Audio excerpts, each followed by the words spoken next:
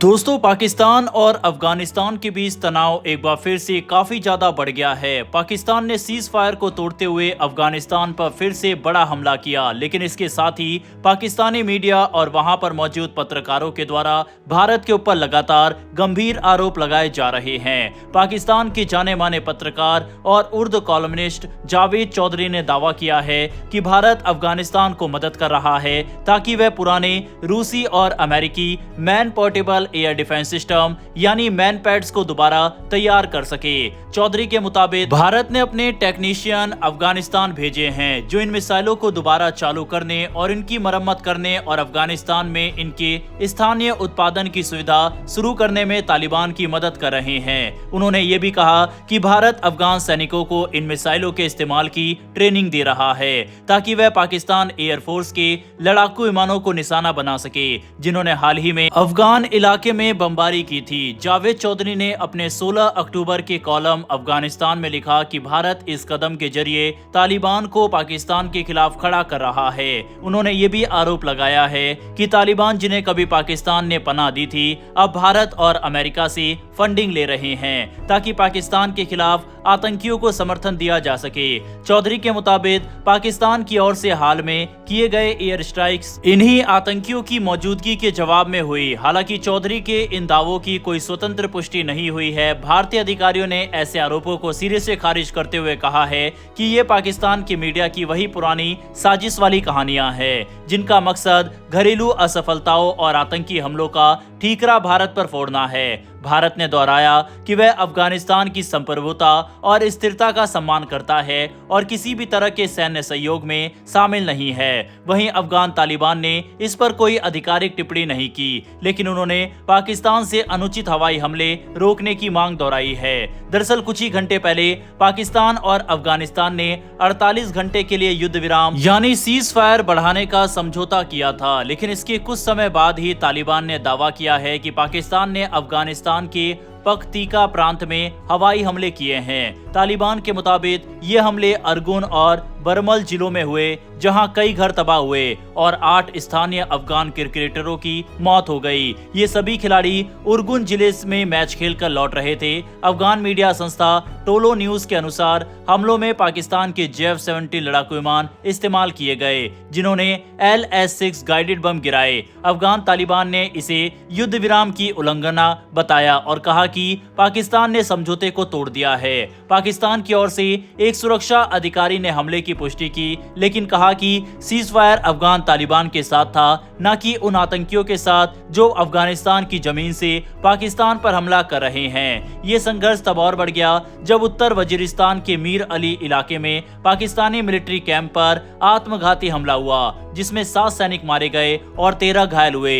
यह हमला तहरीके तालिबान पाकिस्तान ने किया और इसकी जिम्मेदारी खुद ली। पाकिस्तान ने इसके जवाब में अफगान सीमा पर कई इलाके में हवाई हमले किए, जिससे हालात और बिगड़ गए। दोनों देशों के बीच ये हिंसा 11 अक्टूबर से शुरू हुई थी, जब अफगान बलों ने पाकिस्तानी मिलिट्री पोस्ट पर हमला किया था। तालिबान का दावा है कि उन्होंने 58 पाकिस्तानी सैनिक मार गिराए थे, जबकि पाकिस्तान का कहना है कि उसने 200 से ज्यादा तालिबान लड़ाकों को मार गिराया है। सीमा पर यह संघर्ष 2021 में तालिबान की सत्ता में वापसी के बाद अब तक का सबसे गंभीर माना जा रहा है। पाकिस्तान और अफगानिस्तान के बीच पहले भी तनाव रहा है, लेकिन इस बार मामला कहीं ज्यादा खतरनाक है क्योंकि अब इसमें भारत का नाम भी जोड़ा जा रहा है। जावेद चौधरी जैसे पत्रकारों के दावों ने पाकिस्तान में भारत के खिलाफ माहौल को और भड़काया है। पाकिस्तान का मीडिया इसे भारत की साजिश बता रहा है, जबकि भारत इसे पूरी तरह से झूठा प्रचार मानता है। वहीं अफगानिस्तान लगातार पाकिस्तान पर अवैध हवाई हमलों का आरोप लगा रहा है और अंतर्राष्ट्रीय समुदाय से दखल देने की अपील कर रहा है। कुल मिलाकर सीमा पर जारी झड़पों, आतंकी हमलों और मीडिया के आरोपों ने पूरे दक्षिण एशिया में अस्थिरता बढ़ा दी है। पाकिस्तान और अफगानिस्तान के रिश्ते जो कभी करीबी थे, अब दुश्मनी में बदलते दिख रहे हैं। तालिबान जिन्हें कभी पाकिस्तान ने आश्रय दिया था, अब उसी पाकिस्तान को अपनी हवाई सीमाओं का उल्लंघन करने वाला देश कह रहा है। भारत ने स्पष्ट किया है कि उसका अफगानिस्तान में कोई सैन्य दखल नहीं है, लेकिन पाकिस्तान पर उठ रहे दावों ने इस पूरे विवाद को और पेचीदा बना दिया है। अगर हालात ऐसे ही बने रहे तो ये संघर्ष न केवल पाकिस्तान और अफगानिस्तान बल्कि पूरे क्षेत्र को एक नए संकट में ढकेल सकता है। बढ़ते हमारी अगली खबर की तरफ, जो कि ब्राजील से आ रही है। ब्राजील और भारत के बीच जल्द ही कोई बड़ी डिफेंस डील साइन हो सकती है और इसकी संभावना अब काफी ज्यादा दिखाई दे रही है। पहले ही ब्राजील की तरफ से भारत को बार्टर सिस्टम के तहत डील करने का ऑफर दिया गया था, जिसके तहत अपने ट्रांसपोर्ट विमान के बदले भारत से तेजस और हेलीकॉप्टर खरीदने की बात ब्राजील ने भारत के सामने रखी थी। वहीं अब आकाश मिसाइल डिफेंस सिस्टम को लेकर खबरें सामने आ रही है। भारत ने ब्राजील को अपने स्वदेशी आकाश मिसाइल सिस्टम की आपूर्ति का प्रस्ताव दिया है। रक्षा मंत्री राजनाथ सिंह ने बुधवार को नई दिल्ली में ब्राजील के उपराष्ट्रपति से मुलाकात की, जहां दोनों देशों ने रक्षा साझेदारी को मजबूत करने पर विस्तार से बातचीत की। इस बैठक में ब्राजील के रक्षा मंत्री भी मौजूद थे। बातचीत के दौरान दोनों नेताओं ने रक्षा क्षेत्र में कई अहम मुद्दों पर चर्चा की और ये तय किया कि भारत और ब्राजील अब मिलकर रक्षा उपकरणों के को डेवलपमेंट और को प्रोडक्शन के नए अवसर तलाशेंगे। जानकारी के मुताबिक भारत ने इस बैठक में ब्राजील को आकाश मिसाइल डिफेंस सिस्टम की आपूर्ति का प्रस्ताव दिया है। ये वही मिसाइल सिस्टम है जिसे भारत ने अपनी रक्षा जरूरतों के लिए पूरी तरह स्वदेशी तकनीक से विकसित किया है। आकाश मिसाइल एक medium range surface to air missile system है जो दुश्मन के लड़ाकू विमानों, ड्रोन और क्रूज मिसाइलों को हवा में ही मार गिराने की क्षमता रखता है। इसे भारत के रक्षा अनुसंधान एवं विकास संगठन ने तैयार किया है और ये पहले से ही भारतीय वायुसेना और थल सेना में शामिल है। अब भारत इस मिसाइल को विदेशी देशों को निर्यात करने की दिशा में आगे बढ़ रहा है। भारत और ब्राजील दोनों देश स्ट्रेटेजिक पार्टनर्स हैं और रक्षा क्षेत्र में इनके बीच सहयोग लगातार बढ़ रहा है।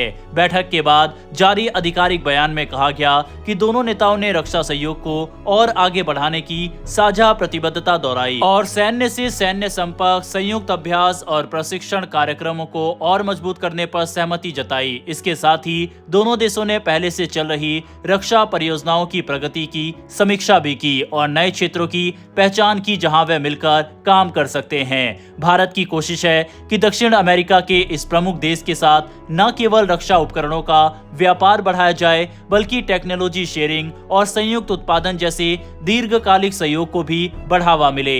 इससे भारत को अंतर्राष्ट्रीय रक्षा बाजार में एक मजबूत निर्यातक के रूप में पहचान मिलेगी। वहीं ब्राजील के लिए भी ये साझेदारी फायदेमंद होगी क्योंकि उसे एक भरोसेमंद रक्षा साझेदार और सस्ती लेकिन प्रभावी तकनीक तक पहुंच मिलेगी। ये भी ध्यान देने वाली बात है कि ब्राजील पहले से ही भारत के साथ ब्रिक्स समूह का सदस्य है और दोनों देश कई अंतर्राष्ट्रीय मंचों पर एक दूसरे का समर्थन करते हैं। ऐसे में रक्षा क्षेत्र में ये सहयोग उनके रणनीतिक संबंधों को और मजबूती देगा। भारत ने हाल के वर्षों में रक्षा निर्यात में तेजी से वृद्धि की है। आकाश मिसाइल डिफेंस सिस्टम के अलावा भारत ने कई देशों को BrahMos, Pinaka rocket system, radar system और लाइट कॉम्बैट एयरक्राफ्ट तेजस जैसी तकनीकों की पेशकश की है। अगर ब्राजील के साथ ये डील तय होती है तो ये दक्षिण अमेरिकी बाजार में भारत की एक बड़ी एंट्री होगी। कुल मिलाकर भारत और ब्राजील के बीच ये बैठक दोनों देशों के लिए एक नए रक्षा अध्याय की शुरुआत मानी जा रही है।